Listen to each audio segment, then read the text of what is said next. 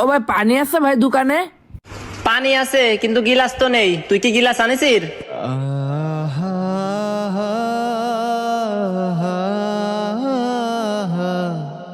কেন এনকের গিলাসে খাওয়া যাবে না? গিলাস নেই? তুই যদি আমার দোকানের গিলাসে পানি খাস তাহলে অন্য কাস্টমার আসে আর ওই গিলাসে আর পানি খায় না।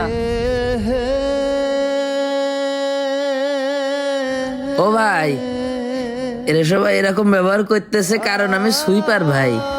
দেখলেন না? ওই তো পানি খাইতেছিলাম, কয় পানি আছে ভাই, গিলাস নেই।